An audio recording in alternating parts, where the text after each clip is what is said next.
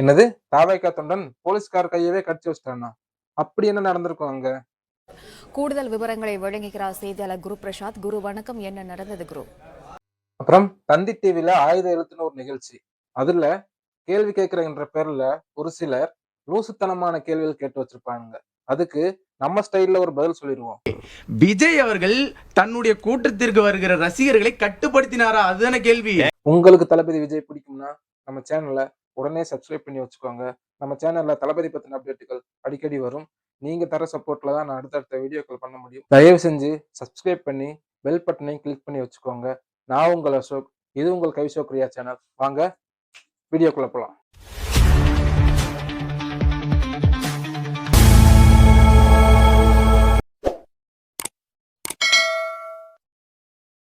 போலீஸ்காரர் கையை கடித்த தாவேகா தொண்டன் அப்படின்னு சொல்லி எல்லா நியூஸ் சேனல்லையும் ஹெட்லைனா அந்த ஒரு விஷயத்தை மட்டுமே நியூஸா பரப்பிட்டு இருக்காங்க. ஆக்சுவலா அங்க என்ன நடந்துச்சு? எதுக்காக அந்த பையன் போலீஸ்காரர் கையை கடிச்சாரு? அங்க என்ன போராட்டம் நடந்துகிட்டு இருந்துச்சு? அதை பத்தி எல்லாம் யாரும் பேசல. போலீஸ்காரர் கையை கடிச்சிட்டான் அந்த பையன் அப்படிங்கிறது தான் இப்ப எல்லா சேனலுமே ஹெட்லைன். ஆக்சுவலா தருமபுரி மாவட்டம் பாலக்கோடு பக்கத்துல ஒரு பிரைவேட் ஒயின் ஷாப் புதுசா ஓபன் பண்ணிருக்காங்க. அந்த ஒயின் ஷாப் இருக்கிற வழியில ஸ்கூல் குழந்தைங்க, பெண்கள், முதியோர்கள் வர எல்லாமே அந்த இடத்துல தான் நடக்கிறாங்க. இவங்க அந்த இடத்துல ஒயின் ஷாப் வச்சிருக்கிறதுனால பொதுமக்களுக்கு பாதிப்பாகுன்ற ஒரு நல்ல எண்ணத்துல தாவேகா தொண்டர்கள் அங்க போய் போராட்டம் பண்ணியிருக்காங்க. அப்போ ஒரு சில தள்ளுமுள்கள் ஏற்பட்டதுனால அந்த பையன் போலீஸ்காரரோட கையை பிடிச்சு கடிச்சிட்டாப்புல. அந்த பையன் தெரியாம கூட பண்ணியிருக்கலாம். அந்த நேரத்துல என்ன பண்றேன்னு தெரியாம கையை கடிச்சிருக்கலாம். இது ஒரு பெரிய விஷயமா எடுத்து சோசியல் மீடியால பரப்பிட்டு இருக்கீங்களே. தப்பு தாவேக்காவால மட்டும்தான் நடக்குதா? வேற எங்கேயுமே நடக்கலையா?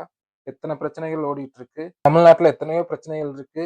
அதெல்லாம் பெருசா எடுத்து போடாம இந்த பையன் கையை பிடிச்சு கடிச்சு வச்சது ஒரு விஷயம்னு சொல்லி இதைத்தான் ஹெட்லைனா போட்டு பரப்பிட்டு இருக்கீங்க. தருமபுரி மாவட்டம் பாலக்கோடு தக்காளி மண்டி அருகே செயல்பட்டு வரும் தனியார் பார், அதாவது மணமகிழ் மன்றத்தை அகற்ற வேண்டும் என வலியுறுத்தி தமிழக வெட்டுக்கழகத்தின் சார்பாக மாவட்ட செயலாளர் தாபா சிவா தலைமையில் ஆர்ப்பாட்டம் நடைபெற்றது. அதாவது சுமார் 200க்கும் மேற்பட்ட தமிழக வெட்டுக்கழகத்தினர் கலந்து கொண்ட இந்த ஆர்ப்பாட்டத்தில் இந்த தனியார் பார்ல பள்ளி குழந்தைகள், பெண்கள், கல்லூரி மாணவர்கள், பொதுமக்கள் என அனைவருமே பாதிக்கப்பட்டு வருவதாகவும், இந்த தனியார் பாரால பொதுமக்கள் தனைகுனிந்து செல்லக்கூடிய ஒரு சூழ்நிலை ஏற்பட்டு வருவதாகவும், எனவே அனைவரும் சுதந்திரமாக செல்லக்கூடிய சூழ்நிலை இல்லாத இந்த பிரைவேட் பாரை இழுத்து மூட வேண்டும் என ஏற்கனவே இந்த சுற்றுவட்டார மக்கள் கோரிக்கை எடுத்து வந்தனர். இதனை கண்டித்து இன்று ஆர்ப்பாட்டம் நடைபெற்றது. இந்த நிலையில ஆர்ப்பாட்டத்தில் ஈடுபட்டவர் கையில் பதக்கங்களோடு இயங்கி தனியார் பார் முன்பு செல்ல முயன்றனர். அப்போது அருகே இருந்த காவல்துறையினர் கயிறு மூலம் தடுப்பு வேலி அமைத்து தடுத்து நிறுத்தியும் அத்துமீறிய உள்ளே நுழைந்தனர். அப்போது இந்த தனியார் பாதை மூடப்பட்ட இருந்ததால் ஆர்ப்பாட்டத்தில் ஈடுபட்டவர்கள் கேட்டு முன்பு அமர்ந்து தர்ணா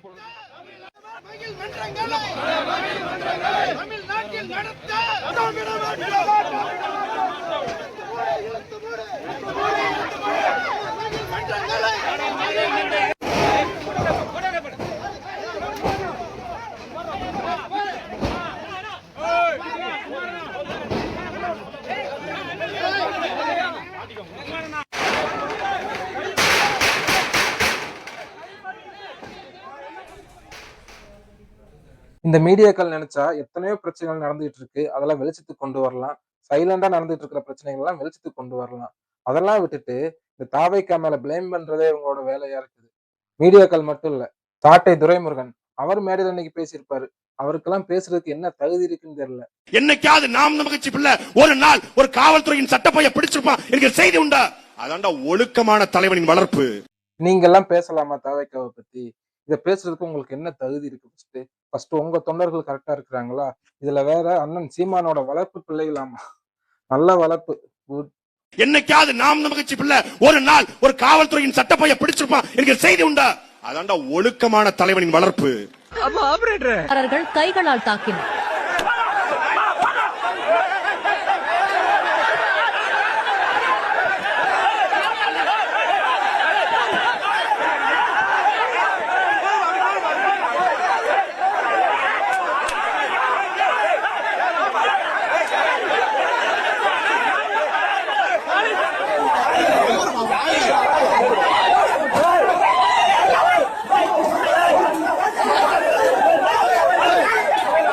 இதுல சீமான் அண்ணனோட வளர்ப்பு பிள்ளை எல்லாமே செம வளர்ப்பு.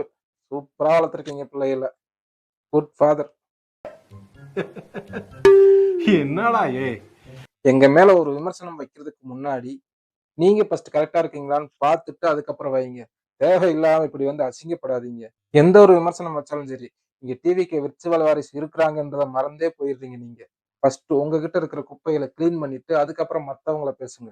அப்புறம் தந்தி டிவில லூசுத்தனமா ஒரு சிலர் கேள்வி கேட்டு வச்சிருக்காங்கன்னு சொன்னேன்ல, அதையும் பார்க்கலாமா? ஃபர்ஸ்ட் கேள்வி என்னன்னு பார்ப்போம். இப்போ இந்த தம்பி கேட்கிற கேள்வியில இருந்து நமக்கு தெரியுது இவர் என்ன கேட்கிறாருன்னு. கரூர் சம்பவம் நடந்துச்சுல்ல, கரூர் சம்பவத்துல தாவேக்கா மேல குற்றச்சாட்டு வச்சாங்களா, தளபதி லேட்டா வந்ததுதான் காரணம்னு சொன்னாங்களா, அதைத்தான் இந்த தம்பி கேட்கிறாப்புல. எப்படி கேட்கிறாப்புல? நாசுக்கா கேட்கிறாப்புல. இப்போ இந்த தம்பி கேட்கிற கேள்வியில இருந்தே நமக்கு அது புரியுது. இதை வந்து ஸ்ட்ரெயிட்டாவே கேட்டுக்கலாமே, சுத்தி வளைச்சு கேட்கணுங்கிற அவசியம் இல்லையே. இந்த தம்பி என்ன கேட்க வர்றாப்புலன்னா, கரூர்ல 41 பேர் இறந்தாங்கல்ல, அந்த சம்பவத்துக்கு திமுக வந்து வச்ச விமர்சனம் என்ன? தளபதி லேட்டா வந்தாரு. தளபதி லேட்டா வந்ததுனாலதான் அந்த 41 பேரோட உயிரிழப்பு ஏற்பட்டுச்சுன்னு சொல்லி அவங்க சொன்னாங்க. அதுக்கு நம்ம சொன்ன பதில், அதெல்லாம் கிடையாது. தளபதி கரெக்ட் டைமுக்கு தான் வந்தாரு. இவங்க நாங்க கேட்ட இடத்த குடுக்கல. அதுதான் காரணம்னு நம்ம சொன்னோம். அதைத்தான் தம்பி நாசுக்கா கேட்கிறாப்புல. சரிப்பா தம்பி, நீ கேட்கிற கேள்வி என்னன்னா, கரூர்ல 41 பேர் இறந்துட்டாங்க. அதுக்கு தளபதி விஜய் லேட்டா வந்ததுதான் காரணம் அப்படிங்கிறத நீ நாசுக்கா சொல்ற. அதுக்கு நாங்க தளபதி காரணம் இல்ல. நாங்க கேட்ட இடத்த நீங்க குடுக்கல. அதுதான் காரணம்னு பதில் சொல்றோம். இதை தவிர்த்து வேற என்ன சொல்ல முடியும்? வேற என்ன சொல்லணும்னு எதிர்பார்க்கறீங்க? ஆமா, எங்க தலைமை மேல தப்புன்னு நாங்க ஒத்துக்கிட்டு போகணுமா? அதைத்தானே சொல்ல வர்றீங்க? தயவு செஞ்சு கேட்கிற கேள்விய முறையா கேளுங்க. இதுக்கு நீங்க சுத்தி வளைச்சு பேசணுங்கிற அவசியமே கிடையாது. டைரக்டாவே கேட்டுக்கலாம். அங்க இருக்கவங்கலாம் இங்க வந்து உள்ள washing machine, BJP washing machine பாங்க. குற்றம் பண்ணவங்க எல்லாம் உள்ள வந்தோடனே வெள்ளையாயிருவாங்க. அஜித் பவார்ல இருந்து அனைவரும் இதே தான். அதுக்கு முன்னாடி கேஸ் இருக்கும், இங்க வந்து சேர்ந்தோன்னே எல்லாம் நல்லவங்களாயிருவாங்க. அதே மாதிரி ஆதவ் அர்ஜுனா, இல்ல அதுக்கப்புறம் சிடிஆர் நிர்மல்குமார், செங்கோட்டையன், இவங்கெல்லாம் நீங்க எதிர்த்தவங்க ஒரு காலத்துல. ஆதவ் அர்ஜுனா எங்க இருந்தாரு? திமுகல இருந்தாரு. செங்கோட்டையன் எங்க இருந்தாரு? எதிர்த்து அதிமுகல இருந்தாரு. எல்லாரும் இப்ப உள்ள வந்தோன்னா இவங்களாம் தூய்மையானவர்களா தெரியறாங்க. அந்த பார்வையும் எனக்கு இருக்கு சார். அதாவது தம்பி என்ன கேட்கிறப்பன்னா, ஆதவ் அர்ஜுனா, செங்கோட்டையன் எல்லாம் அவங்க கட்சியில இருக்கும்போது கெட்டவங்களா தெரிஞ்சாங்க, நம்ம கட்சிக்கு வந்ததுக்கு அப்புறம் நல்லவங்களா தெரியுறாங்களா அப்படின்னு கேட்கிறாப்புல. சரி, ஓகே. மற்ற கட்சியில இருக்கிற எல்லாருமே நல்லவங்க தான் உங்களால உறுதியா சொல்ல முடியுமா? மற்ற கட்சிகள்ல அவங்க எப்படி வேணா இருந்துக்கலாம். நம்ம கட்சிக்கு வந்ததுக்கு அப்புறம் அவங்க கரெக்டா இருக்கிறாங்களா இல்லையா அப்படிங்கறத முக்கியம். இப்போ ஒரு குடும்பம் எடுத்துக்கிட்டாலே, ஒரு குடும்பத்துக்குள்ள ஏதோ ஒரு சிலர் தப்பு பண்ணிருப்பாங்க. அவங்க ஒரு தப்பு பண்ணிருக்காங்கன்றதுக்காண்டி அவங்க குடும்பத்தை விட்டு ஒதுக்கி வச்சிட மாட்டாங்க. அதை மன்னிச்சு ஏத்துக்கிடுவாங்க. இப்ப இதே செங்கோட்டையன் மறுபடியும் போய் ஏடிஎம்கேல ஜாயின் பண்ணா ஏடிஎம்கே வேண்டாம்னு சொல்லிடுவாங்கன்னு நினைக்கிறீங்களா நீங்க? இல்ல இதே ஆதவ் வந்து மறுபடியும் திமுக போய் ஜாயின் பண்ணா திமுக வேண்டாம்னு சொல்லிடுவாங்களா? கண்டிப்பா அவங்கள வரவேற்பாங்க. ஏன்னா அவங்க இப்ப இருக்கிறது டிவிகேல. டிவிகேல இருந்து வெளியே போனா கண்டிப்பா அவங்கள ஏத்துக்கிறதுக்கு பல கட்சிகள் ரெடியா இருக்கிறாங்க. அப்படி இருக்கும்போது தாவேக்கால ஜாயின் பண்ணா அவங்க நல்லவங்களோ கெட்டவங்களோ நம்ம கட்சிக்கு வந்துட்டாங்களா, இதுக்கப்புறம் அவங்க எப்படி இருப்பாங்க அப்படிங்கறதுதான் முக்கியம். நீங்க கேட்கிற கேள்வி தப்பான கேள்வி. விஜய் அவர்கள் தன்னுடைய கூட்டத்திற்கு வருகிற ரசிகர்களை கட்டுப்படுத்தினாரா? அதுதானே கேள்வி. நீங்க வந்து சொல்றீங்க குழந்தைங்க வராதீங்க, இவங்க பிரெக்னன்ட் வராதீங்க. அதுல இல்ல, உங்களுக்கான கூட்டம் வருகிறது, போலீஸ் அனுமதி தரல, அது தரல. நீங்க உங்களுடைய ரசிகர்களை கட்டுப்படுத்த வேண்டும். உங்களுக்கே உங்களுடைய ரசிகர்கள் தொண்டராக மாறி வராங்க, உங்களுக்கே கட்டுப்படவில்லை என்றால் இந்த அரசும் அதிகாரமும் உங்களிடையே வந்த பிறகு இந்த நாட்டு மக்களின் அதிகாரத்தை நீங்க எப்படி சரியான முறையை நிர்வகிப்பீங்க? இவர் என்ன கேட்கிறாப்புல, தளபதி தான் ரசிகர்களை கட்டுப்படுத்தணும்னு சொல்றாப்புல. சரி, ஓகே, உங்க பாயிண்ட் ஆஃப்லயே வருவோம். இப்போ உங்களுக்கு பிடிச்ச ஒரு ஆக்டரோ அல்லது ஒரு பிரபலமானவரோ வந்தாங்கன்னா அங்க இருக்கிற அவங்களோட ரசிகர்கள் ஒரு உற்சாகத்தோட வரத்தான் செய்வாங்க. அவங்கள கட்டுப்படுத்துறதுக்கு தான் போலீஸ் பாதுகாப்பு. அப்புறம் எதுக்கு போலீஸ்கிட்ட போய் நம்ம பர்மிஷன் கேட்கணும்? நாங்க தான் பாத்துக்கணும்னு சொன்னா நமக்கு போலீஸ் பர்மிஷன் தர வேண்டிய அவசியமே இல்லையே. நாங்களே எல்லாத்தையும் மன்னிக்கிறோம், நாங்களே எல்லாம் கட்டுப்பாடா வச்சுக்கிறோமே, போலீஸ் கிட்ட பர்மிஷன் வாங்க வேண்டிய அவசியமே இல்லையே. அதுக்கு பேசாம போலீஸ்காரங்க சொல்லிட வேண்டியதானே, போலீஸ் பாதுகாப்பெல்லாம் எங்களால தர முடியாது, நீங்க தான் உங்களை பாத்துக்கணும், நாங்க எந்த விதத்துல சப்போர்ட் பண்ண மாட்டோம்னு சொல்லியிருந்தா இவங்களே தாராளமா பாத்துக்கிடுவாங்களே. தளபதி கிட்ட இல்லாத பணமா இல்ல அவர்கிட்ட இல்லாத ஸ்குவாடா? ஏதோ ஒண்ணு கேட்கணும்னு லூசுத்தனமா கேட்காதீங்க தம்பிகளா. என்ன ஃபேக்டோ, எதை கேட்கணுமோ அதை கேளுங்க. அப்புறம் எதுக்கு போலீஸ் பாதுகாப்பு? தளபதி தான் இவங்களுக்கெல்லாம் பாதுகாப்பு கொடுக்கணும்னா போலீஸ் கிட்ட போய் எதுக்காக பர்மிஷன் வாங்கணும்? அதை மைண்ட்ல ஏத்துங்க. எல்லாத்துலயுமே தளபதியை பிளேன் பண்றதே வேலையா வைக்காதீங்க.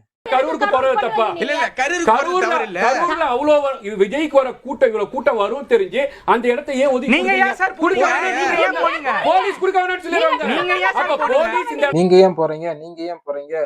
அந்த நிகழ்ச்சி கேன்சல் பண்ணிருக்க வேண்டியதுன்னு கேக்குறாப்புல. சரி, ஓகே, அப்படி கேன்சல் பண்ணிருக்கலாம், ஓகே தான். நீங்க கேட்கிற கேள்விலாம் ரைட்டு தான். தளபதி வந்து பிரச்சார கூட்டம் நடத்தியே ஆகணும். அதுக்கு போலீஸ் பர்மிஷன் கொடுத்த இடம் தான் அது. அந்த இடத்துல போலீஸ்காரங்க வந்து பாதுகாப்பு தருவாங்க அப்படிங்கிற ஒரு எண்ணம் எல்லாருக்குமே இருக்கும். அவருக்கு மட்டும் இல்ல. யாரு போய் ஒரு கட்சி கூட்டம் நடத்தினாலும் அந்த இடத்துல நம்ம பர்மிஷன் கேட்டிருக்கோம், நமக்கு பர்மிஷன் கிடைச்சிரும் அப்படிங்கிற ஒரு எண்ணம் இருக்கும்.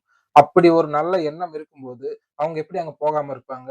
எல்லாமே ஒரு நம்பிக்கை தான். ஏன்னா நாங்க பர்மிஷன் கேட்டிருக்கோம், எங்களுக்கு பாதுகாப்பு தருவாங்க அப்படிங்கிற ஒரு நம்பிக்கை. அப்ப போலீஸ் இந்த இடத்துல கூட்டம் கூடும், இந்த மாதிரி அசம்பாவிதம் நடக்கும். அப்ப இறக்கும் அது விஜய்க்கும் தெரியும். வேணுமே விஜய்க்கும் தெரியும். அது விஜய்க்கும் தெரியும். ஒரு மாஸ்க் அது விஜய்க்கு தெரியும். எடுத்து காட்டணும். இந்த மாதிரி சம்பவம் நடக்கும் தெரிஞ்சுதான் தளபதி போனாரான்னு கேக்குறாப்புல. எந்த ஒரு தலைவனாச்சு இல்ல சாதாரண ஒரு மனுஷனா இருந்தா கூட அங்க ஒரு பாதிப்பு ஏற்படும் தெரிஞ்சா அந்த இடத்துக்கு போவானா? இல்ல அந்த மாதிரி ஒரு கூட்டம் நடத்துவானா?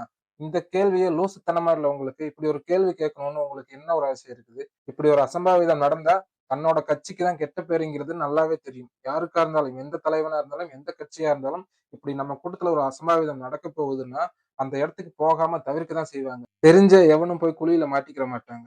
இப்படி ஒரு விஷயம் நடக்கும்னு முன்னாடியே தெரிஞ்சிருந்தா கண்டிப்பா தளபதி அந்த மீட்டிங்கை கேன்சல் பண்ணிருப்பாரு.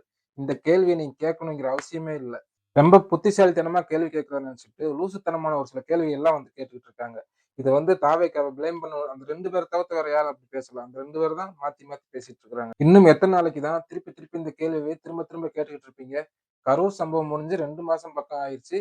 சிபிஐ விசாரணை நடந்துகிட்டு இருக்கு. கோர்ட்ல கேஸ் போயிட்டு இருக்கு. கோர்ட் முடிவு பண்ணும் யார் குற்றவாளி, இதுக்கு என்ன காரணம் அப்படிங்கிறத. இத பிளான் பண்ணி பண்ணாங்களா? இல்ல தற்செயலா நடந்ததா? இல்ல விஜய் காரணமா? இல்ல டிஎம்கே காரணமாங்கிறத கோர்ட் சொல்லும். நீங்க தேவையில்லாம கேள்வி கேட்கிறேன்ற பேர்ல லூசுத்தனமா வந்து பேசிட்டு இருக்காதீங்க. ஓகே கேஸ், இது மாதிரி தளபதி பத்தின வீடியோக்கள் நம்ம சேனல்ல அடிக்கடி வரும். நம்ம சேனல்ல மறக்காம சப்ஸ்கிரைப் பண்ணி வச்சுக்கோங்க. நீங்க தர சப்போர்ட்ல தான் நான் அடுத்தடுத்த வீடியோக்கள் பண்ண முடியும். தயவு செஞ்சு சப்ஸ்கிரைப் பண்ணுங்க. நம்ம அடுத்த வீடியோவில் சந்திப்போம். Tata, bye bye, take care.